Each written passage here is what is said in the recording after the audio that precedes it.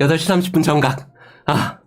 8시 30분 정강이니까 한번 시작해보자. 제가 일단은 제가 화요일, 목요일 이 라이브를 하기로 했었는데, 지난 화요일 날은 들으신 분도 있겠지만, 수요일 날만 저희 애들이 학교를 가요. 지금 코로나 때문에 일주일에 한 번 학교를 가는데, 수요일 날 숙제 검사를 하려고 화요일 날 저녁에 보니까 애들이 숙제를 한 개도 안 해놓은 거 있죠. 2명인데.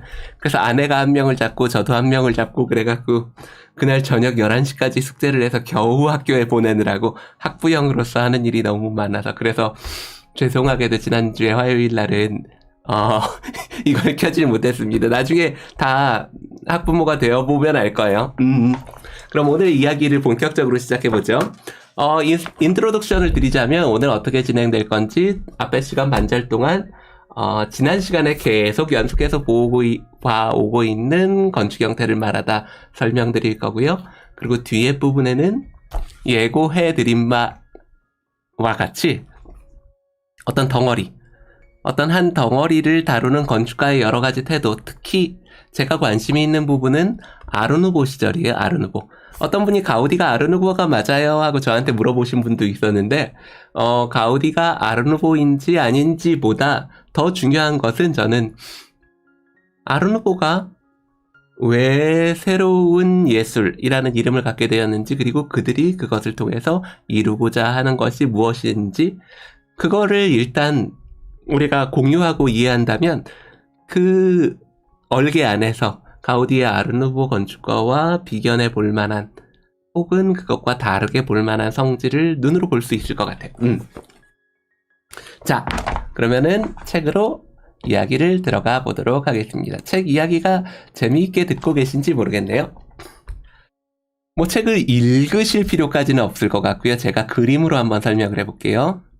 이 책을 처음 보시는 분 있을지 혹시 모르겠는데, 라파엘 모네오라고 하는 스페인의 최고가는 이론과 실무에 있어서 최고의 수준에 다달라 있는 라파엘 모네오 바이에스라고 하는 건축가가 쓴 글입니다. 어떻게 시작했느냐면, 라파엘 모네오의 이 글은 실은 제목은 건축 형태를 말하다가 아니에요.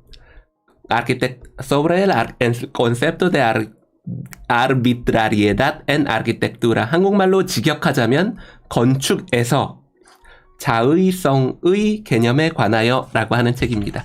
건축에서 자의적으로 형태가 만들어지는 경우가 있고 필연적으로 형태가 만들어지는 경우가 있는데,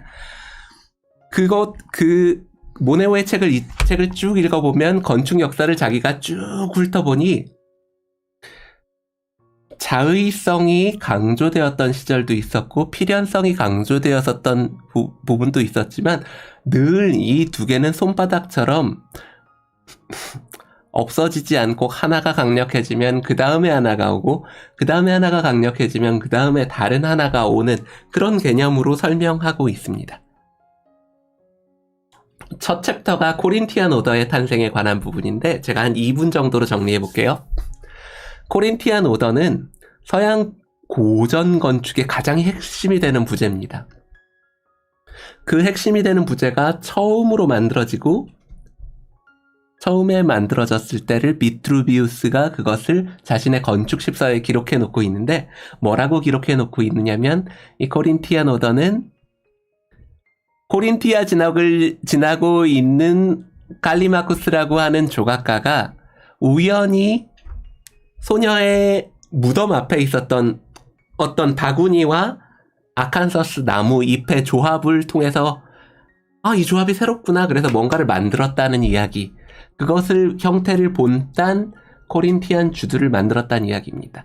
이 이야기는 굉장히 중요한 건축과 형태, 그리고 자의성과 필연성에 관한 테마를 담고 있는데요. 그게 뭐냐면 우리가 굉장히 아주 필연적인 부재, 그래서 우리가 도저히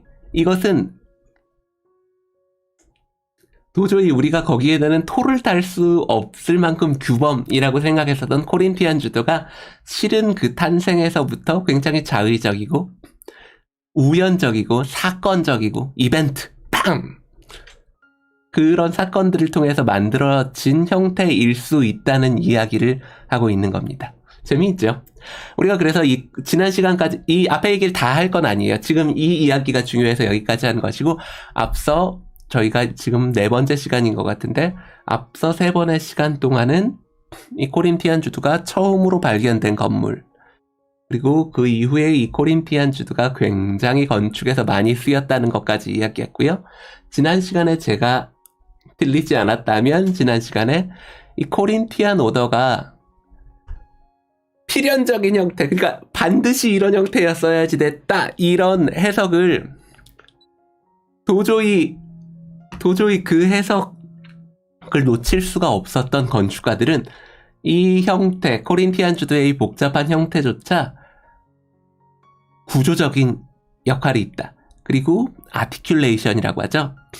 이오니아식 오더로 풀리지 않는 문제, 이 건물의 모퉁이 문제를 해결하기 위해서는 필연적으로 반드시 필자지요. 그러할 연자, 반드시 그러할 그 까닭을 따라서 이 코린티안 주두가 45도 각도로 이 아칸사스 잎이 돌아가고 있거든요. 이 45도 각도로 무언가 나와서 이 이오니아 오더로 풀리지 않았던 코너의 문제를 해결한 것이고, 아칸사스 잎이 올라오면 어떻게 돼요? 이 주두라는 것 자체가 밑에보다 위에가 더 넓어지죠. 밑에보다 위에가 넓어지죠. 역피라미드 모양이 되면 될수록 이 주두라는 것이 담당해야지 되는 펀칭 쉐어라는 거 있죠. 이 전단력. 이 볼을 기둥이 받치고 있는데, 이 볼을 받치는 기둥의 끝단인 주두는 넓으면 넓을수록 역학적으로 유리하다. 그래서 비트루비우스가 이 형태의 탄생이 우연적인 것이라고 그 설화를 분명히 기록하고 있음에도 불구하고, 많은 사람들이 그래서 이 형태가 만들어진 거구나, 이렇게 이해하게 된 거라는 이야기까지 했습니다. 자, 그럼 여기까지 이야기한 거예요. 자, 그 코린티안 오더가 처음으로 사용된 바사의 신전과 그 뒤에 있었던 여러 신전들, 여기 처음 사용된 신전이 아니고요. 그 다음부터 코린티안 오더가 테게아에서 사용되고, 델피의 돌로스라는 건 원형 신전을 말하는 거예요. 잠깐만요. 여러 곳에서 사용된 이 코린티안 오더에 대한 예들이 막 나와 있습니다. 코린티안 오더라는 것이 나중에는 에피다우로스의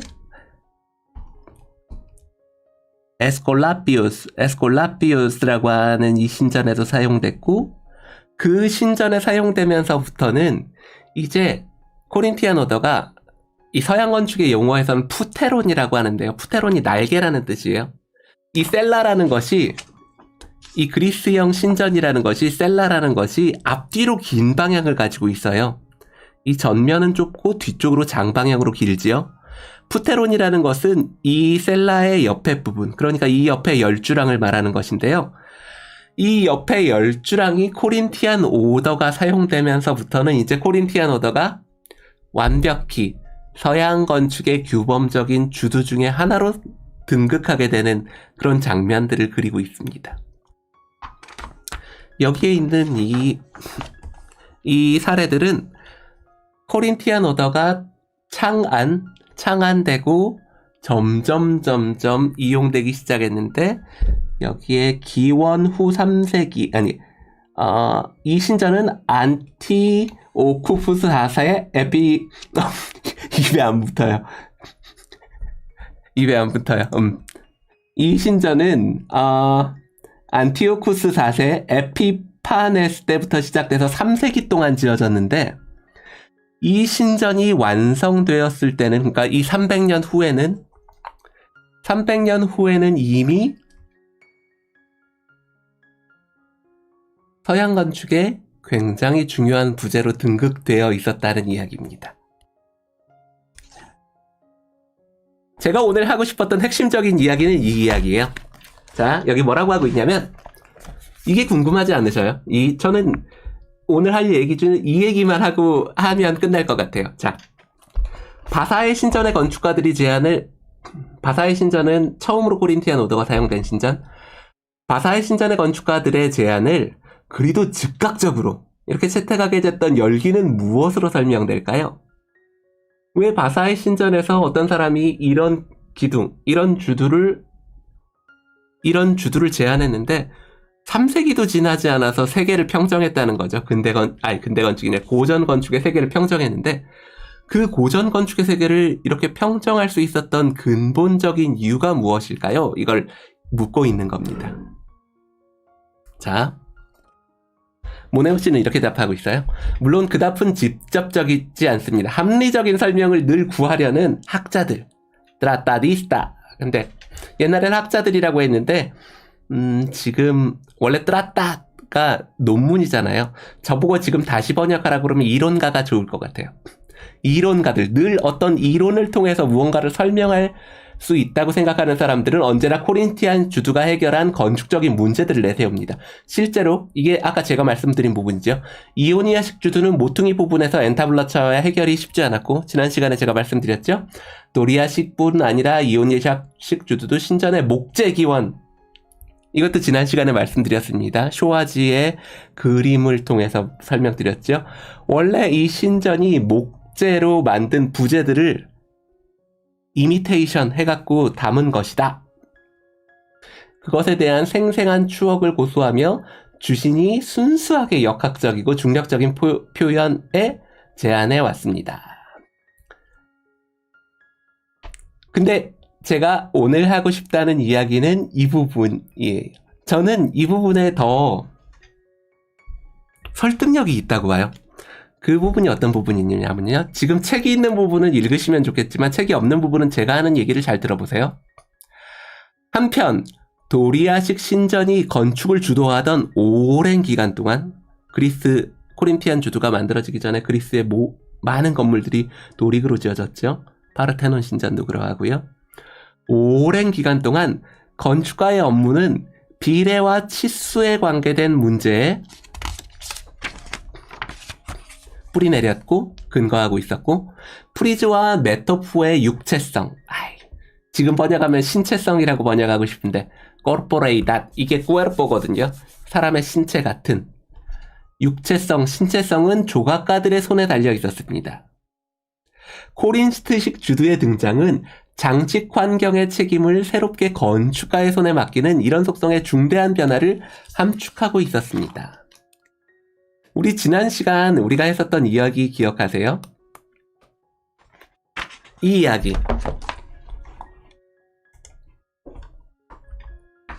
누가 보고 계신 건 맞죠? 리액션이 하도 없으셔서. 자, 우리 지난 시간에 했던 얘기 기억하시죠? 지난 시간엔 가우디 이야기를 통해서 이걸 설명했었는데, 그리스 로마의 건축을 순수하게 비례와 수의 건축이라고 보는 사람들이 있었지만, 네, 잘 보고 있어서 고마워요. 도릭 오더라는 것은 가장 중력적이고 가장 역학적인 주두예요.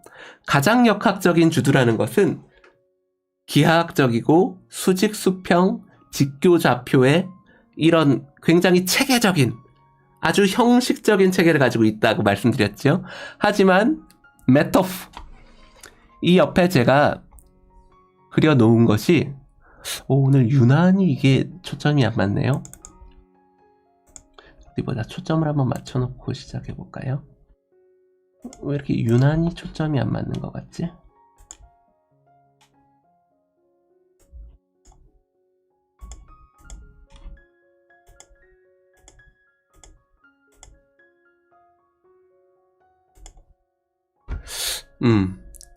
이 메토프, 잠깐만요. 초점을 자동으로 한번 맞춰보고,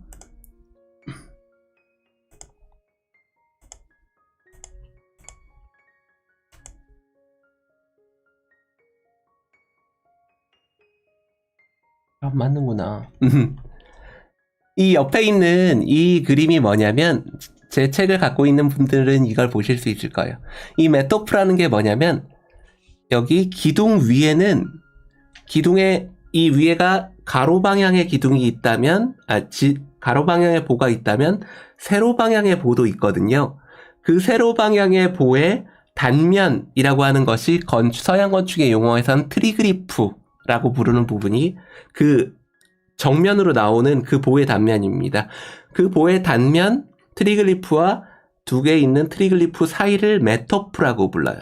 그 메토프는 거의 정사각형의 비례를 가지고 있는데 파르테논 신전의 메토프에 조각되어 있는 장식을 탁탁탁탁탁탁 떼어서 여기다 붙여 놓으면 이런 형상을 가지고 있는 겁니다. 이 노릭 오더로 만들어진 파르테논 신전의 장식이라고 할 수 있는 신체성, 그러니까 구체성을 가지고 있는 이 장식들은 아주 실제적인 사람처럼 장식이 되어 있었어요. 어제도 이야기했지만 이 팀파눔이라고 말하는 이 삼각형 지붕 안쪽에 있는 이 조각들은 사실상 굉장한 높이에 있어서 부조로만 확인이 가능함에도 불구하고 실은 환조로 만들어져 있었어요. 엉덩이까지 다 만들어져 있는 그 조각이었다는 거죠. 근데 생각해보세요. 제가 오늘 재미있다고 주장하는 부분 여기 있습니다. 생각해보세요. 건축가가 아무리 조형감이 좋아도 그 위에 환조로 만들어져서 실제 사람처럼 색채를 입힌 이 위의 조각들을 건축가가 할 수 있을까요? 아니에요. 이 실은 구체적인 조각, 실제와 같은 조각이라는 것은 굉장한 실력으로 만들지 않으면 사실 되게 우스없게 보이기 쉽습니다. 옛날에 어떤 학생이 제 스페인에 살 때 어떤 미술과 다니는 학생이 우리 집에 며칠 묵었는데요. 며칠 공짜로 묵고 나서 가면서 이병기 선생님 며칠 공짜로 묵게 해줘서 고마워요. 제가 다른 거 해드릴 건 없고 제 그림 하나 그려드릴게요. 그래서 제 인물을 그려줬어요. 아내 가구나 제 아내도 그림을 화가처럼 그리거든요. 그거 다 그 친구가 간 다음에 그 사진을 그 친구가 그려준 그림을 보면서 이거 근데 나랑 닮았어? 좀 여보가 그린 그림보다 나랑 더 안 닮은 것 같은데 이렇게 얘기했더니 아내가 원래 사람 그리는 게 힘들어. 이렇게 이야기한 적이 있었어요. 그 친구는 굉장히 열심히 그려줬지만 미술과에 다니는 친구가 미술을 전공한 친구가 사람을 그려도 사람이라는 거 우리가 늘 평생 동안 눈으로 보아왔었던 형태잖아요. 그 형태가 조금이라도 어색하면 그 어색함을 딱 집어낼 수 있습니다. 그래서 실은 구상적인 조각이라는 것은 굉장히 어렵고 굉장히 수준이 높은 거예요. 그냥 진짜 실무로 한번 생각해 볼게요. 실무로 돌아왔다고 생각해 봅시다. 위에 조각가가 그 건축의 그러니까 상징적인 부분에서 가장 중요한 장식은 다 조각가가 맡고 있는 거예요. 건축가가 맡고 있는 것은 비례와 수에 관한 부분이고 그 안에 메토프를 채우고 있는 구체적인 장식들, 그 신전이 다루고 있는 그 신에 대한 예배와 그 신을 기념하는 내용들이겠죠. 빰빰빰빰빰. 그리고 그 트리글리프가 아니라 팀파누 안을 삼각형으로 채우고 있는 이 조각들, 이 건축을 아름답게 만드는, 그리고 이 건축의 상징성을 부여하는 사실상 모든 부분을 조각가가 담당하고 있는 거예요. 근데 건축가가 오늘날 실무하는 건축가라고 생각해 보세요. 그 조각가를 딱 만났어요. 조각가 선생님, 저기 근데 저 사람 이렇게 이쪽으로 포즈를 이렇게 틀어서 이 손에 있는 사과 같은 걸 더 잘 보여주면 좋지 않을까요? 이렇게 만약에 얘기한다고 생각해 보세요. 그러면 조각가가 어떻게 할 것 같으셔요? 저는 이럴 것 같아요. 이건 당신은 건축가고 나는 조각가인데 당신이 조각에 대해서 뭘 안다고 그래요? 이건 조형 예술의 세계라는 건 따로 있어요? 이렇게 얘기할 수 있는 거죠. 실은 그 조각적인 부분, 실은 이 건축물의 완성, 건축물의 아름다움을 굉장히 중요하게 담당하고 있는 그 조각이라고는 부분이 건축가의 손을 떠나 있어요. 건축가의 손을 떠나 있죠. 건축가가 자기가 건축가지만 거기에 손을 댈 수가 없어요. 이해하시겠죠? 이해하시겠죠? 자, 이해하시는 분은 이해하셨다고 좀 말을 남겨주세요. 자, 근데 여기에서 지난 시간에 우리가 했었던 이야기가 중요하게 다시 되새겨 볼 만합니다. 지난 시간에 가우디가 뭐라고 얘기했냐면, 사람이라는 것은 만약에 아사히 신전을 놓고 얘기했어요. 기하학의 기하학을 놓고 기하학의 기하학을 놓고 기하학의 기하학을 놓고 기하학의 기하학을 놓고 난 그 끄트머리, 그 리시크라테스의 기념비, 정사각형에 정사각형을 놓고 그 위에 원통을 놓고 원뿔을 놓고 이렇게 착착착착 기하학 추상 이런 것들이 쌓여간 제일 끄트머리, 그것을 완성하는 활용정점이라고 하죠. 그 기하학으로 치우쳐 있었던 그것에 마지막 완성을 하기 위해서는 그 일반적인 형태와는 아무 상관이 없는, 그 기하학과는 전혀 상관이 없는 자연에서 그대로 살아있는 것 같은 그 아칸서스 꽃잎 말고는 아무것도 요구하지 않았다. 이건 가우디의 말이거든요. 근데 그 말이 건축의 일반적인 성격이라고 저는 생각합니다. 왜냐하면 그 중력적이고 그 합리적이고 기하학적인 표현을 하고 있었던 아테네의 파르테논 신전조차 그 형식적인 면, 그 기하학적인 면을 중화시키고 누그러뜨릴 무언가를 요구하고 있었다고 생각하거든요. 그래서 그곳엔 메토프에는 아주 신체성, 이 신체, corporeidad, 이 진짜 몸을 가지고 있는 거 말하는 거예요. 저 하늘나라의 무엇이 아니라 살아서 우리 주변에 있는 신체성을 가지고 있는 장식들을 요구했다는 거예요. 메토프의 장식도 그러하고 그 위에 있는 장식도 그러하고요. 그런데 여기서 이제 정리하고 맺죠. 그런데 방금 제가 읽었던 모네오의 해석, 왜 코린티안 오더가 그렇게 서양 건축을 주도하는 부제가 되었을까? 코린티안 주도가 사용되기 전에 도릭 오더를 사용했을 때는 이 건축이 갖고 있는 지나친 형식미, 지나친 기하학, 한쪽으로 건축의 메스베 네, 저는 그렇게 생각해요. 지금 인간과 공간님이 여기 뭐라고 하셨냐면 이렇게 말하셨죠. 건축물의 메스감, 기하학을 중화시키려는 조각으로 생동감을 부여했던 거라고 보면 되나요? 이렇게 질문하셨는데 가우디는 그렇게 보고 있습니다. 가우디는 그렇게 보고 있어요. 왜냐하면 가우디는 조화는 균형을 의미하고 균형이라는 것은 한쪽으로 치우치지 않은 것이 균형이죠. 기하학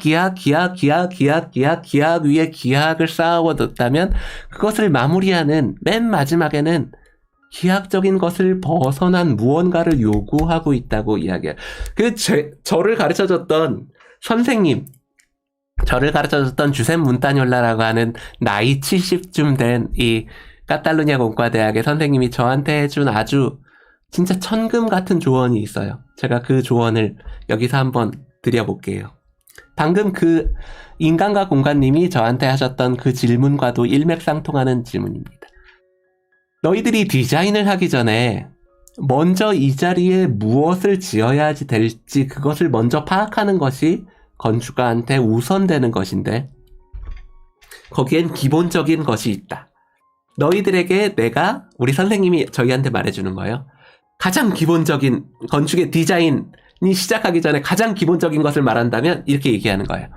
너희가 만약에 진짜 산 같은 데 올라가갖고 별장 앞에 무언가를 별장이 있는데 그 별장 앞에 무언가 정원을 꾸미려고 한다면 그 정원에는 진짜 살아있는 무엇과 비슷하게 보이는 어떤 것을 놓지 말라는 거예요. 자, 제가 더 쉽게 얘기해 볼게요. 이건 제 말로. 그 말이 무슨 얘기였냐면 제가 산속에 들어가서 별장을 짓는 거예요. 전원주택 같은 거. 진짜 아름다운 저 앞에 자연경관 막 산 보이고 강 보이고 막 난리 나요. 그런데 여기에다가 뭔가를 지어야지 되는데 그 앞에 정원을 만들기 위해서 그 자리에 제가 아주 부자라서 전 세계에서 조각을 제일 잘하는 사람을 데리고 왔다고 봐요. 지금은 죽었지만 뭐 그림으로 치면 뭐 카라바지오나 아니면 베르니니 뭐 바로크 시절에 그 베르니니를 데리고 왔다고 한번 생각해 보세요. 베르니니. 그 지금 교황님 사시는 성 베드로 성당에 그 피에타 그거를 조각한 사람. 미켈란젤로인가? 뭐 미켈란젤로나 상관없어요. 미켈란젤로나 베르니니나 뭐 인류 최고의 조각가가 와서 거기에 조각을 하는 거예요. 선생님이 여기다가 진짜 멋진 조각 하나 해주세요. 그래서 선생님이 딱 조각하고 갔어요. 아침에 딱 왔더니 뭘 조각하고 왔냐면 진짜 살아있는 것 같은 막 이렇게 꾹 누르면 돌이 아니라 쑥 들어갈 것 같은 고라니를 하나 조각해 놓고 갔단 말이죠. 우와! 어떻게 대리석에 이렇게 생명력이 넘치는 고라니를 조각할 수 있다니. 너무나 생명력이 넘치고 너무 아름답다! 딱 그랬는데 다음날 아침에 일어나면 어쩌면 실망할 수도 있을 거예요. 제가 그 실망하는 장면을 한번 그려볼게요. 아침에 일어나서 굉장히 만족했어요. 와, 세상에 돌에다가 이렇게 살아있는 고라니를 장식할 수 있는 사람은 이 조각가 선생님밖에 없을 거야. 그랬는데 그 뒤에 그 고라니 뒤에 뿔밭에 진짜 고라니랑 진짜 살아있는 토끼랑 진짜 살아있는 사슴들이 와서 그 정원에 우물이 아니라 연못물을 마시러 왔다고 생각해 보세요. 그 털의 질감, 머리카락, 그 털의 질감, 보송보송 살아있음, 그리고 그 색채, 돌에 그 색채를 담을 수가 있겠어요? 그 색채, 그 질감, 그 냄새, 그 움직임, 그건 실제로 움직이죠. 자연에서 진짜 살아있는 것을 똑같이 따라한 그 고라니도 초라해 보일 뿐이에요. 우리 선생님이 정말 너희가 대자연 안에서 작업할 때는 무엇을 가지고 작업해야 되냐면 그 대자연과 싸워서 이기려고 하지 마.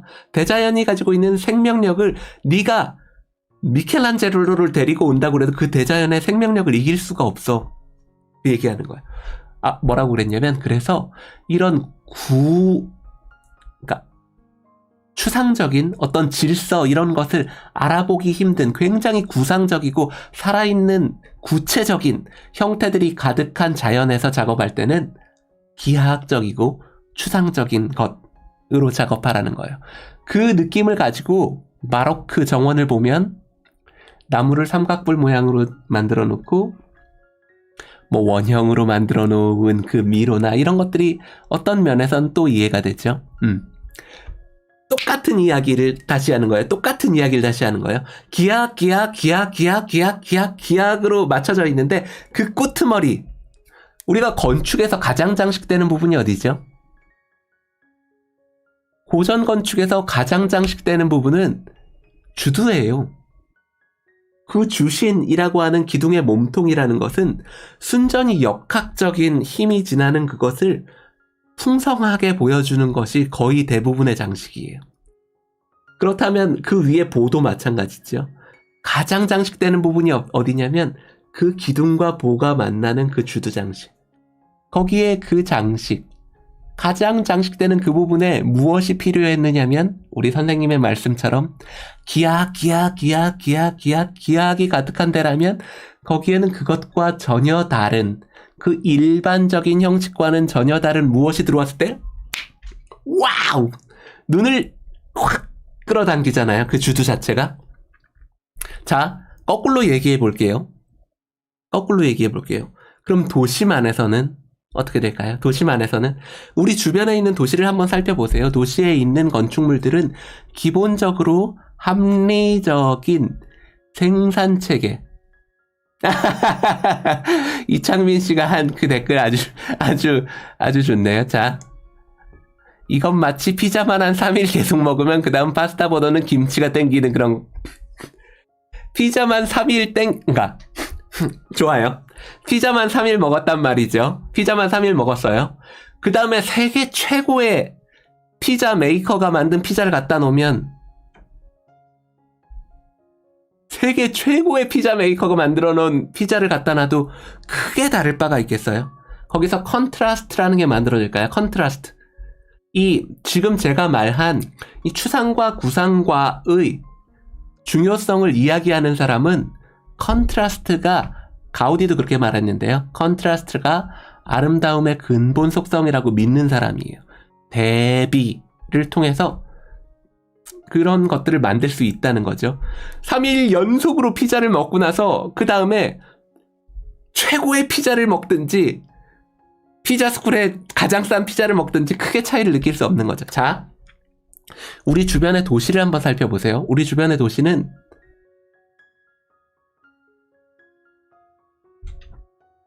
온갖 반짝이는 것들로 가득해요. 손톱으로 긁으면 손톱이 들어가지 않는 재료들 있죠. 유리. 도시에서 우리 도시를 제일 많이 구성하고 있는 콘크리트, 유리, 철, 그리고 아스팔트. 이것들이 저는 이런 내용을 강의할 때 늘 이렇게 손을 긁어보는데 손톱 하나 들어가지 않는 단단한 재료들이에요. 도시 안에서 물을 뿌리면 물이 흡수가 되지 않아요. 왜냐하면 다 거의 방수가 될 만큼 코팅이 된 재료들이거든요. 그 재료들은 공장 생산된 재료들이라 공장 생산되었다고 하는 것은 공장에서 생산되고 현장에서 조립되기에 쉬운 형태로 만들어졌다는 뜻입니다. 그 말은 누가 특별히 나는 기하학을 사랑해서가 아니라 그냥 그 체계 속에서 만들어진 그 안녕하세요. 장범석씨 반갑습니다. 그 생산체계, 도시 안에 우리가 도시를 만들고 있는 이 근대적인 생산체계 안에서 만들어진 거의 모든 것이 그 생산 방식에 의해서 수직, 수평, 그리고 단일 유닛의 반복 이라는 그 체계 안에서 만들어지고 있어요. 그렇다면 아까 말했듯이 이렇게 이 도시 안에는 손톱 하나 들어갈 것 같지 않고 그렇게 팽팽하고 단단하고 코팅되어 있고 습기 보슬보슬한 것이 하나도 없고 이 매끈한 것들로 가득한 것에서 추상적인 조각들 있죠. 전 그래서 이 도심관에 갔을 때 굉장히 어떤 데는 초라해 보이는 조각들이 있는데 그게 어떤 조각들이냐면 강남 한복판에 무슨 코엑스 이런 제일 반짝거리는 그런 동네에 금속 구 같은 거, 추상적인 금속 구 같은 것을 거대한 것을 이렇게 달아놓고 와! 이것 좀 봐주세요. 이렇게 하는 것은 나는 실은 그런 걸 볼 때 조금 어떤 의미에서는 돈 들인 거에 비해서 그 조각, 그 건설물을 별로 내 시선을 잡아 끌지 못해요.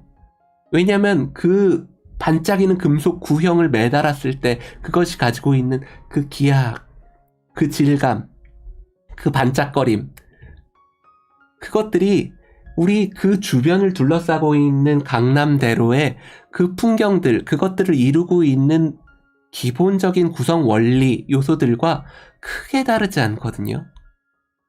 그래서 그것이 눈에 확 사로잡히지 않고 그것이 건축적인 장치, 예술적인 장치로 팍 대비를 이루면서 자신의 존재감을 드러내지 못하는 것 같아요. 그런 의미에서 만약에 저라면 도시 안에서 작업할 때 나는 어떤 감수성을 가지고 있으면 그것이 더 집중력, 우리의 주의력, 어텐션이라는 거 있죠. 주의력을 잡아끌 수 있느냐면 주변에 있던 것과 다른 성질. 아까 피자 3일 먹었을 때 김치 땡기는 것처럼 주변에 있는 것들이 다 반짝거리고 다 팽팽하고 다 이런 긴장감들로 가득한 것이라면 진짜 보슬보슬한 것들 있잖아요. 땅도 포장되지 않은 땅, 나무도 사람의 손이 닿지 않은 밀림 같은 나무. 무슨 말씀인지 아시겠어요? 아, 내가 하나 찾아주면 되겠다. 아, 이건 내용을 조금 벗어나지만 한번 찾아볼게요. 자, 르꼬르비제 있잖아요. 사람들이 르꼬르비제를 나는 크게 오해하고 있다고 생각해요.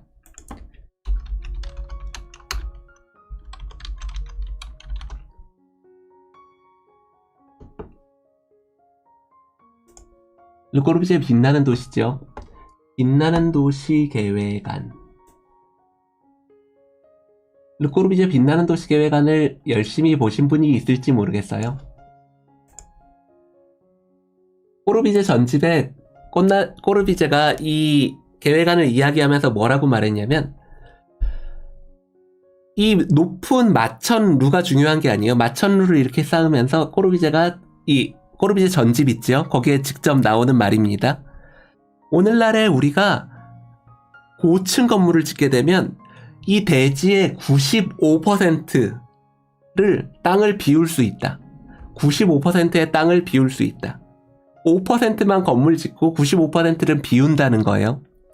제가 지금껏 이야기했었던 이 추상적인 것과 밀림과 같은 사람의 손이 닿은 것과 닿지 않은 것의 대비라는 것이 건축의 일반적인 감각, 대가라고 말할 수 있는 이 건축가들이 갖고 있는 일반적인 감각이라는 것을 제가 증명하고 싶은 거예요. 자, 여기 보이세요? 빛나는 도시죠. 아주 이성적인 최고의 기술로 지어진 막 18층 이런 건물들이 마천루가 올라갔단 말이에요. 근데 이 밑에 땅 보이셔요? 꼬르비제는 아직 저작권이 살아있어요.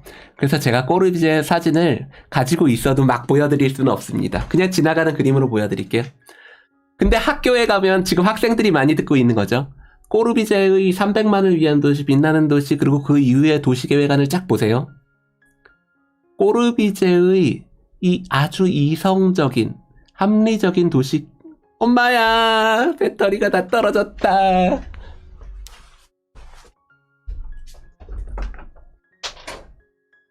5분만 쉬었다 하겠습니다.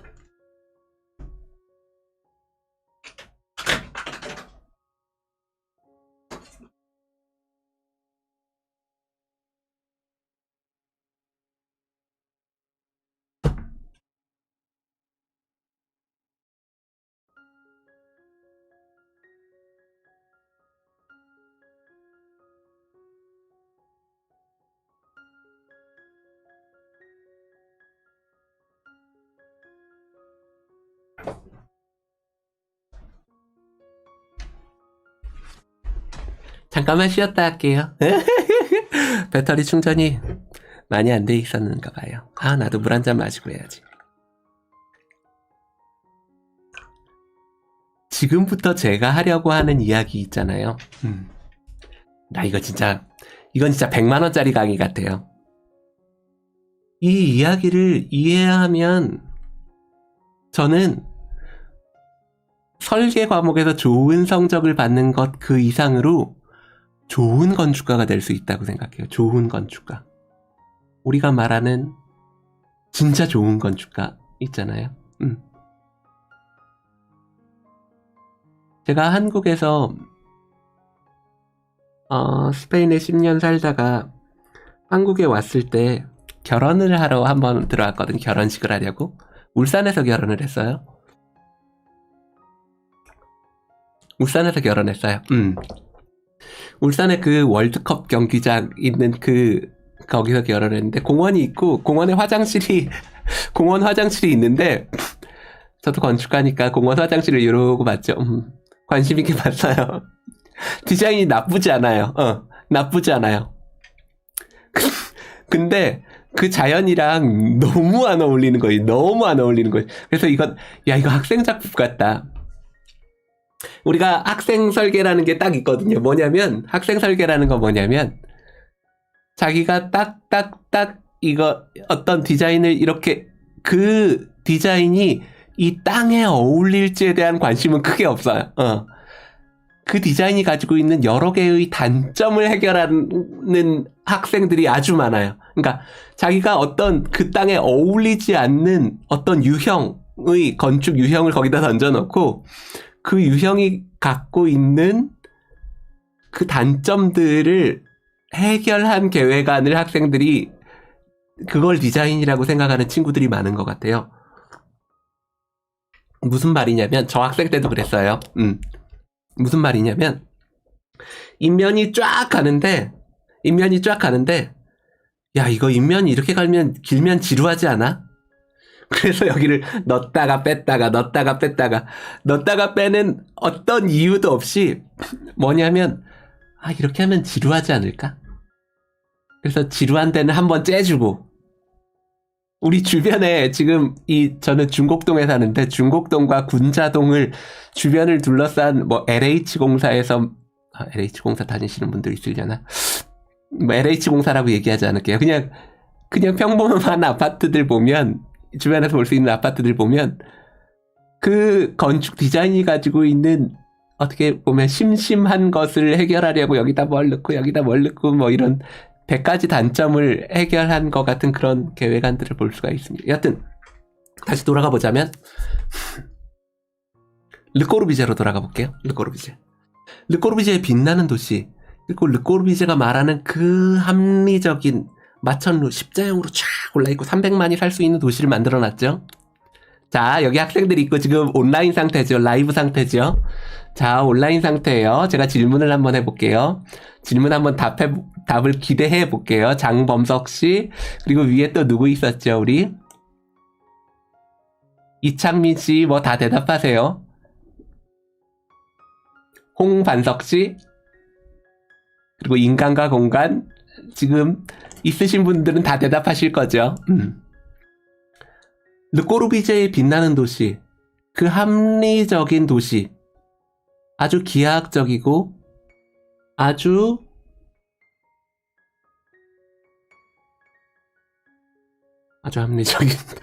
합리적인 그 도시 밑에 정원은 어떻게 돼 있을 것 같으세요? 정원.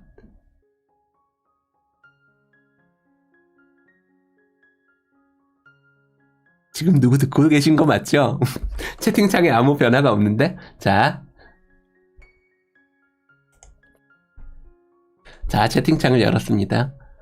이 빛나는 도시라서 그 위에는 그렇게 기하학적이고 한치의 오차도 없을 것 같은 칼 같은 그 디자인이 되어 있는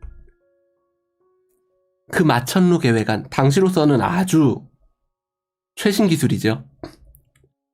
그 밑에 르꼬르비제 본인이 뭐라고 말했냐면, 이 마천루 계획안을 통해서 내가 하고 싶은 것은 이 땅의 95%를 돌려주는 거예요. 사람들한테. 자, 누구라도 한 명은 대답을 해야지 제가 넘어갈 거예요. 자, 최현씨, 네.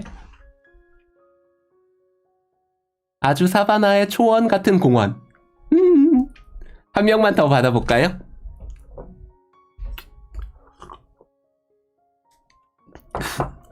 난 세상에서 제일 억울한 사람이 르꼬르비제일 것 같아요. 왜냐면 우리 삭막한 아파트 이런 것 얘기할 때마다 르꼬르비제라는 사람이 아파트라는 것을 만들어 갖고 지금 아파트 서울이 이렇게 장범석 씨, 이창민 씨 다 정답에 가까워요. 근데 그게 얼마나 극단적인지 제가 한번 이야기해 볼게요. 정글. 좋아하는 답이. 이거 우리 엄마잖아. 우리 엄마도 듣고 계시네요. 정글. 그것을 정글 느낌 좋아요. 밀림. 정글, 밀림. 뭐라고 해도 좋지만 그게 어디까지 극단적으로 되어 있냐면 우리 주변에서 볼 수 없을 정도로 극단적이에요. 자, 르꼬르비제는 아직 저작권이 살아있어서 제가 여기에 르꼬르비제 사진을 가지고 있지만 스트리밍하면 전 법에 걸려요. 저작권법에. 우리 어머니가 보고 계시네요. 건축 재미있게 듣고 계신지 모르겠네. 여튼 갑자기 대답을 했는데 대답한 이름이 우리 어머니 이름이에요. 여튼 중요한 건 1층 부분 있죠? 진짜 밀림처럼 되어 있어요.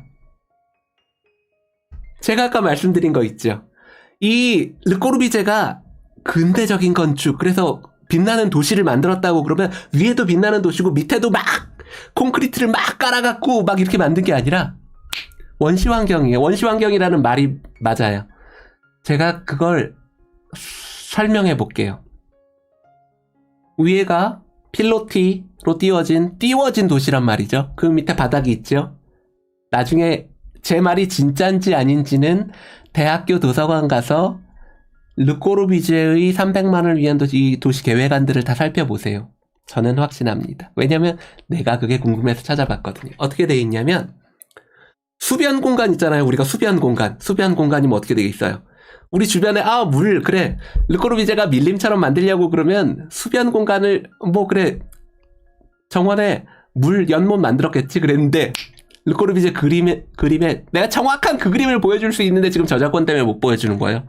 어떻게 되어 있냐면 연못이 이렇게 있는데 그 연못이 지금 여기 사람들 걷고 있는 이 대지랑 레벨이 거의 똑같아요. 거의 똑같아요. 원시 환경이라는 말이 아주 마음에 드는데 왜 그러냐면 이게 물이고 이게 땅이잖아요. 지금 우리는 어떻게 만드냐면 연못 이렇게 거꾸로구나. 연못은 밑에 있고 우린 이 위에 있고 여기가 경계가 이렇게 난간이 둘러져 있죠. 르꼬르비제의 이 도시계획안을 보면 그 물과 제가 집중해서 보시기 원하는 울산 살아요? 나 처가가 울산이에요. 울산에 그 무슨 시장 아시지? 거기 있잖아요. 울산에 무슨 시장 앞에 울산꽃 시장이 제 처가 장인 어른 댁이에요. 울산 살면 제가 딴소리 잠깐만 하고 갈게요. 울산 살면 슈퍼센세이션, 식물원, 프로그레시브, 공감각적 심상 이런 커피숍 모르세요? 그 커피숍이 우리 처남이 하는 데인데 울산에서 대박 유명한 커피숍인데 첫 번째 지은 슈퍼센세이션이라는 그 카페를 제 아내가 디자인했어요. 그걸로 히트 쳐갖고 울산에서 사람들 제법 많이 간다고 들었어요. 여튼 다른 얘기고. 자, 돌아올게요. 자, 생각해보세요. 물 공간과 땅 공간에 경계석이 없이 같은 수면 높이로 있다는 것은 비 오면 물 경계가 달라지는 거예요. 이렇게. 왜냐면 수면과 높이가 같으니까. 질퍽 할 수밖에 없어요. 거기 안에 사람이 걸을 그 공간만 같은 높이의 페이브먼트, 그 바닥만 이렇게 깔려져 있어요.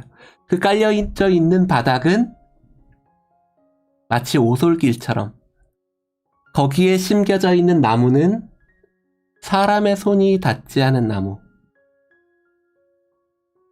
저는 이거를 딱 발견했을 때 거의 전율이 느껴질 정도로 재미있었어요. 내가 생각했었던 건축, 가우디가 말했었던 그 컨트라스트, 대비라는 것이 갖고 있는 이 조화와 균형의 아름다움이라는 것이 건축의 일반 속성이구나. 르꼬르비제의 건축에도 그것이 있고 가우디의 건축에 그것이 있고 지금 고전이라고 하는 건축에 있고 건축의 역사를 쭉 돌아볼 때 그것을 늘 찾을 수 있어요. 근데 어디서 찾을 수 없냐면 지금 우리가 살고 있는 이 서울 환경에서 그 위에 아파트가 30층, 40층 그렇게 유리 반짝이는 콘크리트 단단한 손톱 하나 들어갈 것 같지 않은 이런 타워가 있으면 그 밑에는 아주 사람의 손이 닿지 않은 것 같은 원시적인 자연이 있으면 저는 너무 아름다울 것 같아요. 그리고 그래야지만 그 공간이 완성되는 겁니다. 하나의 조화로움을 갖추고 있는 도시로 완성이 되는 거예요.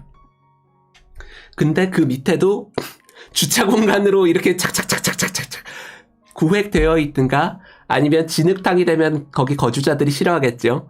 그래서 완전히 포장된 손톱 하나 들어갈 것 같지 않은 그 땅 위에 손톱 하나 들어갈 것 같지 않은 그 건물들이 들어서게 되면 르꼬르비제가 근대도시, 합리적인 근대도시를 빛나는 도시를 그리고 있으면 그 사람이 머릿속에 그렸었던 계획안의 95%를 잃어버리는 거예요. 꼬르비제의 건축물, 마천루 건축물만 보시는데 꼬르비제는 너무 원시스러우면 지저분해 보일 수 있지 않을까요? 이것도 보여드릴까? 너무 원시스러우면 지저분해 보일 수 있지 않을까요? 물론 그럴 수 있죠. 하지만 제가 말하는 원시스러움은 덩굴식물 이런 거 잘하는 거 손 대지 않고 그냥 놓으라는 얘기가 아니라 원시스러운 느낌으로 손이 가는 거예요. 물론 사람 손이 안 간 진짜 원시는 더럽게 보일 수 있습니다. 하지만 만약에 그것을 사람의 손이 닿았는데도 사람이 손이 닿지 않은 것처럼 만들 수 있는 디자인을 하고 있다면 전 그게 굉장히 좋은, 그 건축이 가지고 있는 채울 수 없는 부분을 채워주는 조경일 수 있다고 그래요. 쟨 조경하는 사람들을 진짜 좋아하거든요. 올해도 벌써 조경과에서 강의를 했고, 근데 제가 진짜 좋아하는 조경이 있어요. 잠깐만 기다려보셔요. 르꼬르비제 말고 조경.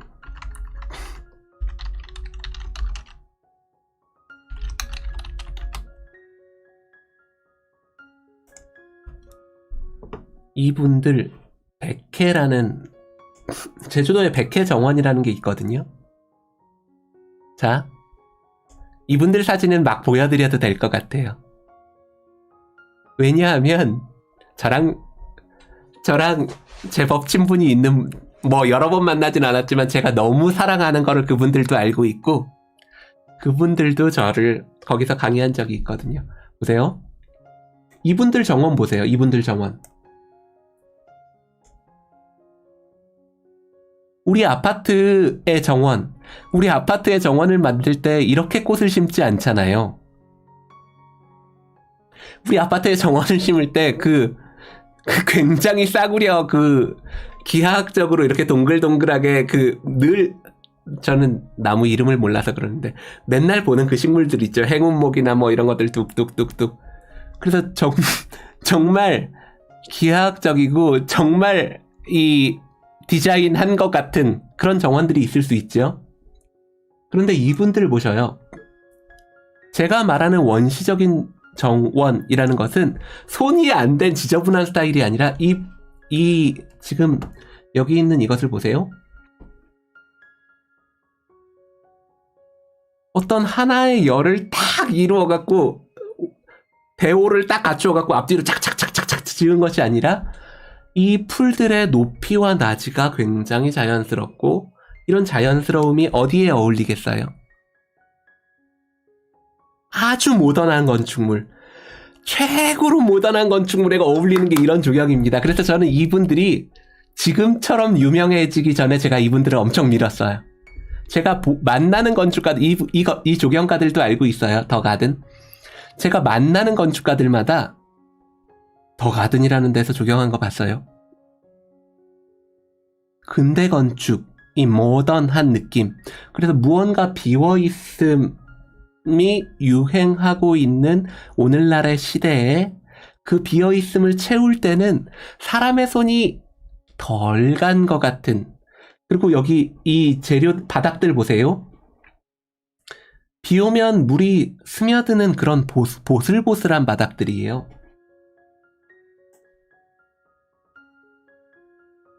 자, 더 가든 아모레 성수.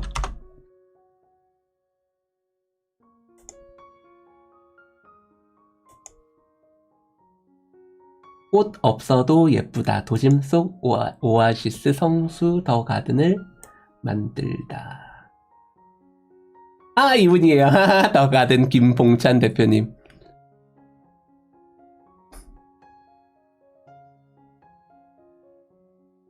이거 보세요. 서귀포 정원이랑 아모레 퍼시픽에 있는 이런 정원. 바깥에가 근대적인 아주 팽팽한 긴장감을 가지고 있는 그 건축물이라면, 그 안에 내부에 바깥에가 팽팽한 긴장감을 가지고 있는 그런 건축이라면 그 내부의 조형도 너무 좋지요. 그냥 좋은 게 아니라 완전 최고로 좋은 거예요. 최고로 좋은 거예요. 나 이분들을 진짜로 깜짝 놀랐어요. 깜짝. 근데 이 감성을 건축가들이 이해하고 있는지 잘 모르겠어요. 제가 그래서 내가 학생 때 이런 것을 알았다면 난 진짜 좋은 건축가가 됐을 텐데, 왜냐면 내가 보는 건축물들을 파악할 때, 아, 그래서 좋구나. 이 바깥에 있는 건물들은 팽팽하고 긴장감이 가득한데 이 안에 있는 조경은 굉장히 느슨하고 방수가 되지 않고 물 뿌리면 물을 품고 있을 것 같고 생생한 색채를 가지고 있고 손톱으로 긁으면 싹 긁힐 것 같은 아주 부드럽고 연약한 식물들. 여기 정원이 있는데 막 소철나무 이런 거 심어놨으면 이런 연약함이 느껴지지 않는다고요. 그 연약함이 느껴지고 있는 이 감수성이 있으신 거예요. 이 더 가든의 이 디자이너 김봉찬 대표님과 신준호 씨라고 또 조경하시는 분이 있거든요. 이런 분들이 그걸 충분히 이해하고 있는 거예요. 충분히. 제가 너무 딴소리를 많이 했나요? 지금 시작한 지 얼마나 된 거예요? 엄마! 시작한 지 1시간 반이나 됐구나. 오늘 다른 얘기 또 하려고 그랬는데 그 얘기까지 길게 못 가겠네요. 하지만 전 오늘 한 얘기, 이 얘기 아주 좋은 이야기라고 생각해요. 우리 선생님이 주셈 문타뇰라라고 하는 스페인 카탈루냐 대학에서는 거의 마에스트로급, 완전 선생님들의 선생님, 선생님들의 선생님, 엘링미라에서 이런 사람들을 가르친 선생님들급에서 뭐라고 말하냐면 너희들이 자연에서 무언가를 만들려고 한다면 그 자연과 싸우려고 하지 말아라. 그 자연과 싸워서 네가 이길 방법이 없어. 초라해질 뿐이야. 그래놓고 그런 관점을 가지고 제가 건축을 보니까 무엇이 보였냐면 밀라 로툰다 있잖아요. 밀라 로툰다. 이렇게 자연이 가득한 곳에 건물이 하나 똑 들어서는데 밀라 로툰다를 보면 제 느낌이 어떤 느낌이냐면 이런 느낌이에요. 단단한 한 덩어리 하나. 무슨 말이냐면 밀라 로툰다라는 것은 실은 그 주택이 요구하고 있는 프로그램을 담지 못해요. 그 프로그램이 밀라 로툰다라는 것이 집이라는 것이 가지고 있는 프로그램을 충분히 합리적으로 풀어냈기 때문에 유명한 것이 아니에요. 밀라 로툰다는 그 집이라는 요구를 어떤 의미에서는 거의 충족시키지 못하고 있거든요. 밀라 로툰다가 뭔지도 모르고 지금 듣고 계신다면 그분은 찾아보셔야지 돼요. 밀라 로툰다는 건축 역사의 가장 유명한 집 중에 하나입니다. 사방이 같은 모양으로 되어 있어요. 밀라 로툰다를 왜 중요하다고 보셔요? 저는 이래서 중요하다고 봐요. 그 사방이 자연이고 아름다운 곳에 평지에 건물이 하나 뜩 들어서면 난 이쪽이 경관이 좋으니까 이쪽에 큰 창문 내고 이쪽은 이걸 보기 위해서 이런 조그만 창문 내고 학생들이 가장 하는 설계가 이런 설계예요. 이쪽엔 강이 있으니까 이쪽으로 축을 이렇게 내고 여기를 이렇게 내고 이렇게 뭐 보고 싶은 거 100가지를 볼 수 있겠죠. 그런데 그렇게 하다 보면 건축이 어떻게 되는 경우가 많냐면 이 바깥은 대자연인데 그 안에서 내 형체가 하나의 완결성을 갖추고 있지 못해서 그 대자연에서 완전히 압도돼 버려요. 물론 그 대자연 안에서 완전히 압도되면서 녹아 들어가는 건축이 있을 수 있습니다. 프랭크 로이드 라이트의 건축 같은 것이죠. 프랭크 로이드 라이트의 건축은 뭐 낙수장도 그렇고 로비하우스도 그렇고 나는 없어요. 이 땅에 붙을게 이렇게 착착착착착착착 이렇게 가잖아요. 그런데 그건 원래 고전이 갖고 있는 개념은 아니거든요. 고전이 갖고 있는 개념에서 대자연 속에 내가 감히 그것과 견줄 수 없을 때는 이렇게 들어가는 거예요. 뭐냐면 자신의 형태의 오히려 완결성을 찾게 돼요. 그렇지 않으면 이 거대한 자연 안에서 나는 아무것도 아닌 게 돼버리니까. 서양만 그러냐고요? 아니에요. 동양에서 우리가 자연이 진짜 기암, 괴석이 이렇게 가득한 이런 병풍에 나오는 그 그림들을 보신다면 그 안에 있는 정자가 어떻게 생겼어요? 정자. 자연이 가장 좋은 곳, 자연 한가운데 지어지는 건축물. 동양은 뭐 무의자연 그래서 아무 형태도 없이 들어갈 것 같으셔요? 그렇지 않지요. 자연 한가운데에서 그 자연을 즐기러 들어갔었던 그 자연 한가운데에 있는 그 정자는 육각정, 팔각정, 12각형 정자, 기하학적인 형태를 갖고 있어요. 하나의 덩어리가 되는 거죠. 자기 안에 완결성을 가지고 있는 하나의 형태. 그러면 자연 안에서 하나의 다이아몬드처럼 하나의 결정을 이루고 있는 거예요. 자기 안에 형식에 굉장히 철저해질 때 그 자연 안에서 살아남을 수 있어요. 아까 우리 선생님이 말한 것처럼 대자연 안에서 대자연에 완전히 프랭크 로이드 라이트처럼 나는 없어요 하고 녹아 들어가지 않는다면 그 대자연 안에서 나라는 것이 빨라디오 그런 건축이 얼마든지 있을 수 있습니다. 얼마든지 있을 수 있어요. 네, 리차드 마이어식의 건축도 그럴 수 있을 것 같고요. 리차드 마이어도 완전 대비죠. 색과 형태 모든 면에서 그 주변을 이루고 있는 그 자연과는 대비를 이루어서 딱 보면 그게 아주 기하학적인 대비를 이루고 있는 것은 아니지만 재료, 그 물성, 그 바깥에 있는 건 나 이 표현을 아주 좋아해요. 그 바깥에 있는 나무나 흙 이런 것들은 긁으면 긁히는 것들이에요. 근데 리차드 마이어의 그 건물의 순백색은 손톱 하나 들어갈 것 같지 않게 매끈하죠. 매끈한 것.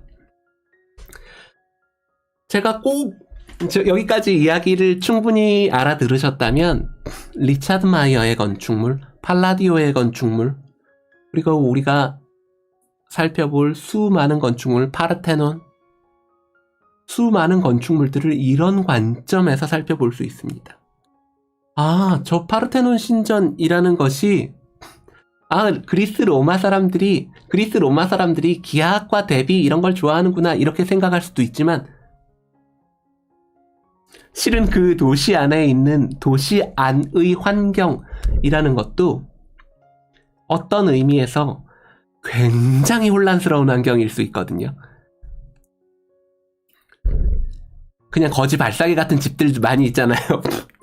거지 발사계처럼 진짜 복잡하기 그지없는 그런 건축물들이 있는데 그 안에서 나만의 형식, 미를 드러내는 건축물이라서 아주 자신만의 형식에 침잠할 수 있어요. 그런데 여기 건축학과 지금 동시 접속자가 20명이 넘어요. 페이스북이랑 유튜브 하니까 많이 듣고 있네요. 제가 제법 재미있게 이야기하고 있는 거 맞죠? 그런데 채팅창에는 답이 진짜 없다. 여튼 학교에서 이런 거 들어보셨어요? 설계 수업 들을 때? 선생님들이 이런 얘기 하던가요? 대비, 아름다움, 우리가 고전 건축을 보아야지 되는 눈, 르꼬르비제의 빛나는 도시 그 밀림 같은 정글 같은 그 경계석도 없는 연못과 늪지 같은 연못과 그 사람들 오솔길에 대해서 이야기하던가요? 실은 건축을 학문으로 다루고 있는 건축학과에 대해서는 전 이런 얘기를 해야 된다고 생각해요. 사람이라는 존재, 그래서 그 존재를 통해서 파악해본 내 건축관을 가지고 파악해본 근대 건축은 이렇고 고전 건축은 이렇고 내가 서양 건축의 역사를 보는 눈은 이렇다. 이해하셨을 것 같아요. 충분히 이해하셨을 줄로 믿습니다. 제가 오늘 하려던 얘기에 앞에 부분도 끝나지 않았는데 제가 원래 말이 많은 편이에요. 자, 생각해보세요. 지금 뭐 대본 없이 하는 거라 내일 하자고 그러면 내일 또 열을 수도 있어요. 자, 보세요. 앞으로 돌아가서 오늘 이야기를 그래도 끝은 내긴 내야죠. 어떻게든 끝은 내야지. 자, 제가 오늘 집중해서 진짜 이것만 이해하면 100만원 벌어간다. 진짜 좋은 건축가가 될 수 있다. 이 이야기에 대해서 관심이 있었던 부분은 어떤 부분이었냐면 코린티안 주두가 왜 그렇게 사람들한테 인기가 있었지? 나오자마자 다른 규범적인 주두도 5개나 되는데 그 중에 왜 코린티안 주두가 이렇게 히트친 거지? 어떤 사람들은 그것을 합리적인 이유를 찾으려고 했지만 모네오가 하나의 가능성이라고 올린 것은 이렇습니다. 한편 도리아식 신전의 건축이 주도하던 오랜 시간 동안 건축가의 업무는 비례와 치수와 관계된 문제에 한정되어 왔습니다. 프리즈와 메토프의 육체성. 제가 손톱이 안 들어갈 것 같은 추상과 반대쪽에 있는 게 육체성이에요. 몸을 가지고 있는 것 같은. 프리즈와 메토프의 육체성은 조각가들의 손에 달려 있었습니다. 너무너무 중요한 얘기 아니에요? 고전의 시대에 도릭 오더로 무언가를 만들고 있을 때 제가 제 건축관에 의하면, 가우디의 건축관에 의하면 반복적으로 계속 이야기하고 있는 것은 추상. 이게 하나의 원리로는 사람을 담아내지 못해요. 왜냐하면 사람은 머리도 있지만 심장도 있거든요. 그래서 기약을 쌓게 되면 그것과 대비되는 아름다움을 찾게 되어 있습니다. 근데 코린티안 오더가 발명되기 이전에는 그 신체성, 이 추상성을 벗어난 신체성을 누가 담당했느냐면 그거는 완전히 조각가의 손에 달려 있었던 거예요. 조각가의 손에. 조각가가 이렇게 사람을 이렇게 만들었는데 건축가가 가서 선생님, 조각가 선생님, 저기 있는 사람 이렇게 포즈 이렇게 약간 돌려주시면 안 돼요? 저는 그게 낫겠는데요. 그러면 조각가 당신이 조각에 대해서 뭘 안다고 그래? 지금 이 건물의 상징을 담당하는 건 나야, 나! 당신은 수와 치수, 비례를 담당하는 것이지 여기에서 이 상징적인 이 신화를 해석하고 이 신화의 내용을 조형적으로 해석해서 드러내는 것은 내가 하는 일이야! 건축가들이 실은 저는 건축의 굉장히 중요한 부분, 아름다움을 담당하고 있는 굉장히 중요한 부분을 자기 손에서 잃어버리고 있었어요. 수세기 동안. 그런데 이제 코린티안 주드는 살아있는 자연의 아칸서스입. 그래서 기하학적인 그 역학을 드러내는 이 기둥의 몸통, 엔타블레처와는 아무 상관도 없는 구체적이고 신체성을 가지고 있는 장식들이 가득한데요. 그 장식이 주두 안에서 해결이 돼요. 그 주두는 굉장히 복잡한 형태를 가지고 있지만 실은 제가 하나 보여드려요. 굉장히 복잡한 형태를 가지고 있는 것 같지만 실은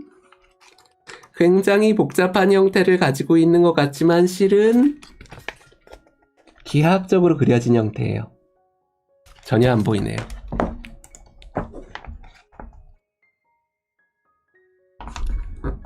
자연에 있는 형태인 것처럼 보이지만 그것은 45도 각도로 앙굴로라고 하는 모서리를 빼내고 그 위에는 이렇게 해결하고 여기는 몇 도 돌리고 이것과 이것의 높이는 1대 1이고 뭐 이런 건축가가 감당할 수 있는 영역으로 들어왔어요. 만약에 제가 지금 설파하고 있는 이 이론이 실제로 증명되려면 어떻게 돼야 될까요? 실제로 증명되려고 하면 어떻게 돼야 될까요? 누군가 답을 한번 해주시면 좋겠는데요. 지금 굉장히 많은 분들이 이 라이브를 보고 있는데 아무도 답을 안 하시네요. 제가 말한 그것이 사실이라면 그것이 어떻게 증명될 수 있을까요? 제가 2개의 그림으로 그걸 한번 증명해 보겠습니다. 자! 오늘 초점이 너무 안 맞는다. 이거 제가 다음 시간에 한번 해결해 볼게요. 초점이 너무 안 맞아버리네. 자, 기하학적이고 역학적인 원리들로 가득했던 파르테논 신전에는 메토프와 오답이어도 말해도 좋아요. 오답이어도 말해도 좋습니다. 자, 제가 오답이어도 말해도 좋아요. 말해주시면 고맙죠. 여튼 이야기해보자면 기하학적인 역학적인 장식들로 가득했었던 그 체계로 만들어졌었던 파르테논 신전은 기둥 사이사이에는 메토프 장식이, 그리고 이 위에 팀파눔에는 환조로 만들어진 사람의 장식으로 가득했습니다. 만약에 건축가가 그것을 자신의 손으로 만들어 온 코린티안 오더가 사용된 그 주두에서는 어떻게 될까요?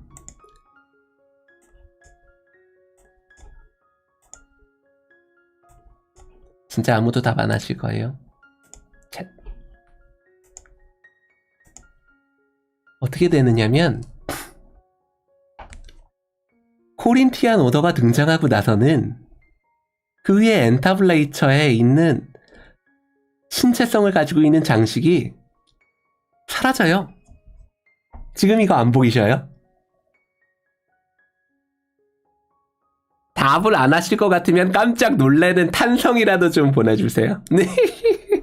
그냥 제가 벽을 보고 얘기하는 느낌이 들어서. 자, 보세요. 그건 디자이너로서 생각해봐도 아주 단순한 거예요. 그럴 수밖에 없는 겁니다. 보세요.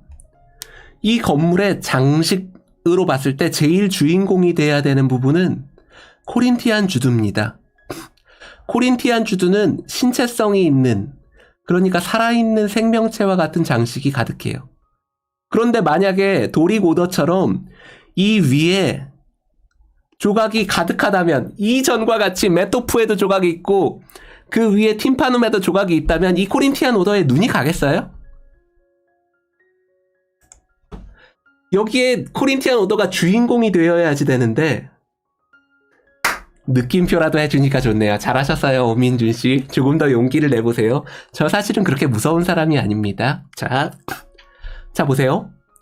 이 코린티안 오더가 주인공이 되어야지 되는데, 느낌표 3개 더 좋았어요. 자, 코린티안 오더가 주인공이 되어야지 되는데 그 위에 구체적인 조각들이 착착착착 들어선다면, 제가 오늘 하루 종일 말한 컨트라스트라는 게 만들어지지 않잖아요.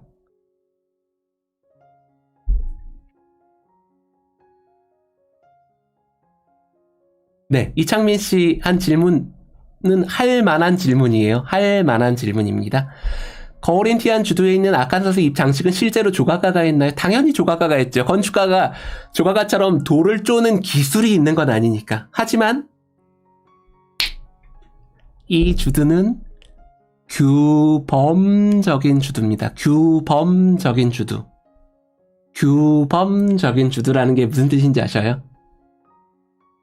우리가 따라야 할 규칙, 그리고 범례로 따라야 할 때는 규범이라는 거예요.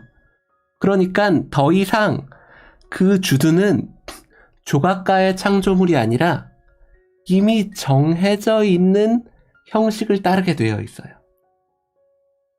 그 정해져 있는 형식을 따르게 되어 있습니다. 실은 건축가들은 내가 코린티안 주두로 어떤 예식장을 만든다 그러면 그 예식장을 만들 때 나 이 기둥의 비례를 좀 다르게 해볼까? 할 권한이 있을까요? 없을까요? 건축가한테는 그 권한이 없습니다. 왜냐하면 그 규범, 그래서 우리가 꼭 지켜야지 되는 하나의 규범으로 전해져 오는 주두를 변형시킬 수 있는, 그 비례를 변형시킬 수 있는 사람은 딱 한 종류의 인간밖에 없어요. 누구냐면 지니어스라고 말하는 천재들만 그것을 바꿀 수 있어요. 그래서 건축가들, 그냥 일반적인 건축가들은 그걸 뭐라고 말하냐면, 일반적인 건축가들은 그걸 어떻게 표현하면, 내가 건물을 짓는데 여기에는 미트루비우스의 격식을 따라서 지은 거예요. 이것은 세를리오의 격식을 따라서 지은 코린티안 신전입니다. 이것은 예를 들면 미켈란젤로의 격식을 따라서 기성품 느낌이죠. 왜냐하면 그 주들을 만든 천재들은 완벽한 조형 감각을 가지고 있는 사람들이에요. 그건 우리나라에 지금 우리가 보기에는 그럼 기성품 아니야 그럴 수 있지만 당시의 시각으로 보자면 고전이라는 것은 지금 고전 음악이 그렇듯이 고전 음악 도레미파솔라시도를 벗어날 수 없어요. 자, 제가 옆에 기타를 가지고 있는데 제가 이거를 가지고 레포트도 쓴 적이 있었어요. 근데 지금 1시간 50분 넘어가고 있는데 괜찮으셔요? 너무 길게 얘기해서 힘들지 않으시나? 다음에 또 할까요? 자, 괜찮으시면 10분 더 하고 2시간 하고 끝내죠. 응. 2시간을 하면 끝낼게요. 자, 서양 건축사가 암기 과목 아니에요. 서양 건축사는 그 당시에 제일 실력 있던 건축가가 한 프로젝트입니다. 그것을 프로젝트로 봐야지 돼요. 무엇을 해결하고 있는지, 여기서 왜 장식이 없어졌지? 장식이 왜 없어졌지? 그럼 그 이유가 있는 거예요. 왜냐면 그건 하나의 프로젝트거든요. 제가 힘들어서 못하겠어요. 자, 10분. 자, 10시에 딱 끝나겠습니다. 저한테 재미있는 이야기를 더 듣고 싶으신 분은 다음번에 친구 한 분씩 더 피라미드처럼 친구 한 분씩 더 잡아가지고 오세요. 지금 동시 접촉사 수가 한 20명? 많을 땐 25명까지 올라가서 그렇게 스산하고 심심하지는 않은데 한 30명, 40명 되면 제가 더 신이 나서 할 것 같아요. 제가 따로 돈을 받고 그러진 않잖아요. 그러니까 이 재미있는 이야기를 내 건축가 친구들과 함께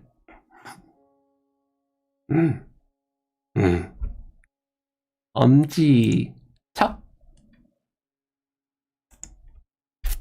여튼 하려던 얘기를 마무리하고 무슨 얘기하고 있었지? 하려던 얘기 재밌는 얘기예요. 나는 미켈란젤로의 격식을 따라서 이 건물을 지었습니다. 나는 비트루비우스의 격식을 따라서 이 건물을 지었습니다. 이렇게 말하고 있죠. 그때 말하는 그 격식이 단어로 뭔지 알아요? 영어로? 매너. 너 매너 좀 지켜. 야, 너 왜 이렇게 매너가 없어? 할 때 말하는 그 매너 있잖아요. 매너. 이걸 더 이상 설명할 방법이 없어. 비트루비우스의 매너를 지켜서 건물을 짓는 거예요. 오로지 천재만이. 그렇죠. 그래서 지금 제가 댓글창 띄워줄게요. 그러면 그 규범이라는 것을 누군가 만들었는데 모든 규범이 어떤 양식으로 발전할 수는 없을 것 같은데 이렇게 말씀했었죠. 그래서 이 서양 건축에 있어서 이 매너라는 것은 수백만 가지가 있습니다. 수백만 가지가 있어요.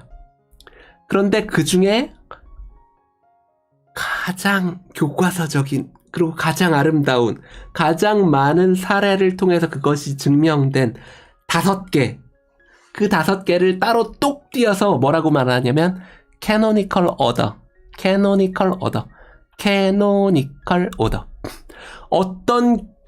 어떤 규범이냐면 코린티안 주두는 기본적으로 이 바구니 그리고 그 위를 덮고 있는 아바쿠스 그 주변을 따라 올라가고 있는 이 아칸서스입 캐노니컬 오더.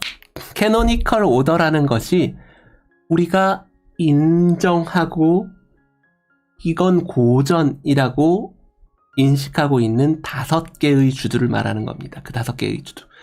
그것 말고 오더가 없느냐고요? 아니요. 수백만 가지가 있어요. 캐노니컬 오더를 변형시킨 그러니까 캐노니컬 오더 중에 코린티안 오더를 야 나는 미켈란젤로보다 더 멋있는 거 만들 수 있어 내가. 미켈란젤로의 기둥을 보니까 내가 보기엔 오늘날의 느낌으로 보면 좀 뚱뚱하고 그거 세련미가 좀 떨어져. 이렇게 얘기할 사람이 있을 거예요. 그 사람이 무언가를 만들었다면 그 후에 그 사람 및 건물이 충분히 오랜 기간을 버티고 그 가치를 증명했다면 그 이후에 그것은 이병기의 매너가 될 수 있는 거예요. 이병기의 매너를 따른 코린티안 주두, 코린티안 오더. 오더와 주두는 다릅니다. 오더라는 것은 그 주두를 포함한 그 모든, 기둥이라는 것은 무언가를 받치는 거잖아요. 받쳐지는 것인 엔타블레이처와 짝을 이룬 하나의 체계를 전체를 이야기할 때는 오더라고 부르는 거예요. 그 하나의 기둥을 말할 때는 컬럼이라고도 부를 수 있지만 오더라는 것은 그 형식 체계 전체를 말하는 겁니다. 어떻게 하다 보니까 오늘은 완전 서양 건축사 이야기만 하고 있었네요. 근데 서양 건축사 얘기 저한테 들으니까 재밌죠? 전 재밌다고 생각해요. 저도 나름 건축 공부를 한 15년 했습니다. 15년. 15년 동안 건축 공부만 했어요. 돈 진탕 썼겠죠. 그래서 가지고 있는 것이 그래도 내가 생각하는 건축이라는 것이 여기에 들어있는데 그걸 좀 공유하고 싶은 생각은 있어요. 근데 박사를 끝내지 않고 와서 그런가 대학에서 저한테 강의를 별로 크게 많이 맡기시진 않더라고요. 그래서 그걸 책으로 쓴 것이 뭐 몇 권 있고 제가 쓴 책도 읽어보세요. 제가 쓴 책은 제가 말하는 것만큼 재밌습니다. 자, 오늘 마무리 짓도록 하죠. 2시간 동안, 이 긴 시간 동안 한 번도 쉬지 않고 이야기하는 게 제법 쉽지 않은 일입니다. 대본도 없어요. 2시간 동안 얘기하는 게 쉽지 않은 일이에요. 그래도 나름 열정을 가지고 했습니다. 오늘 한 얘기를 최종적으로 정리해 볼게요. 코린티안 오더라는 것은 굉장히 특별한 기둥이에요. 근데 모네오가 그 기둥을 이야기하고 있는 것은 중심적인 내용은 코린티안 오더 특이하지? 이 얘기하고 싶은 건 아니에요. 코린티안 오더는 기존의 고전 건축이 건드리지 못하고 있었던 어떤 부분을 긁어주는 거예요. 건축가의 안타까운 마음이 있었어요. 이 건축의 제일 중요한 아름다움을 담당하고 있는, 장식을 담당하고 있는 부분은 우리 손을 떠나 있구나. 우리 손을 떠나 있어. 근데 그 부분을 긁어주고 있어요. 코린티안 오더는. 그게 건축의 요소로 들어와서 이제 나는 건축의 아름다움도 조각가의 손이 아니라 건축가의 손에 달린 것이 되었다. 건축에 있어서 그 형태가 특별하고 새로움을 담고 있었는데 그 특별하고 새로움이 어디에서 왔을까? 그것은 우연히 만들어진 형체가 갖고 있는 그 밑에 주신과 기둥, 다리, 이 모든 것을 이루고 있는 형식과는 아무 상관도 없는, 어떤 의미에서는 어떤 이벤트, 사건을 통해서 만들어진 그 형태가 갖고 있는 아름다움. 코린티안 오더가 그런 과정을 통해서 만들어졌다면 이후로도 그런 건축이 있지 않을까? 이런 생각 들지 않으셔요? 이후로도 그런 건축이 있지 않을까? 여기까지 궁금증을 갖고 계시면 되는 겁니다. 네. 테라테라님, 부끄러워하실 필요 없어요. 전 테라테라님의 얼굴도 모르고 이름도 모릅니다. 제가 누군지 몰라요. 그런데 뭐 부끄러울 일이 있어요? 익명성에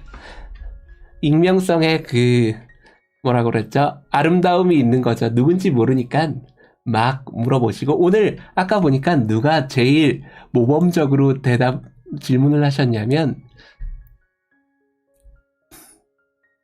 이창민 씨가 아주 중요한 질문들, 왜냐면 저는 이 내용을 다 알고 있는 사람이니까 이 이야기를 듣는 사람이 어떤 부분에 궁금증이 있을지 저로서는 잘 알기가 힘듭니다. 그래서 참여하시고 궁금한 거 물어보시고, 다음번에 저한테 커멘트를 듣기 원하는 건축물이 있다면 그런 것을 가지고 이야기할 수도 있을 거고요. 저는 실은 건축과에서 저를 어떤 수업에 제일 많이 부르시냐면, 가우디 특강도 많이 하지만, 저를 제일 많이 부르는 부분은 설계 크리티컬로 제일 많이 불러요. 여러분, 지금 들어오신 분이 실무하는 건축가도 있을 것 같고, 어떤 부분은 학생들도 있을 것 같은데, 만약에 어떤 학생이 용기를 갖고 자기 프로젝트를 저한테 보내주시면 제가 그 프로젝트에 대한 공개적인 비평을 할 수 있어요. 원하시면 공개적인 비평, 그리고 어떤 부분에 공부를 하면 이 프로젝트가 그 학생에게 더 도움이 될 만한 지점이 있을 수 있을까? 제 자랑 하나 해도 돼요. 저는 학생 설계만 15년 했거든요. 건축학과 학생으로만 저는 지금 나이가 40인데요. 40 되도록 내가 지어놓은 건물이 단 한 채도 없어요. 뭐 한 거야? 나이 40 되도록 건물 하나도 안 짓고. 15년 동안 건축학과의 학교의 학생이었어요. 우리 선생님이 굉장히 독특하신 분이라 박사과정에서도 설계를 시켰어요.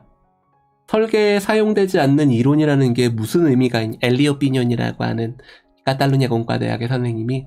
그래서 우리는 이론 과목이 박사과정에서는 왜냐면 박사과정은 이론 과정이니까요.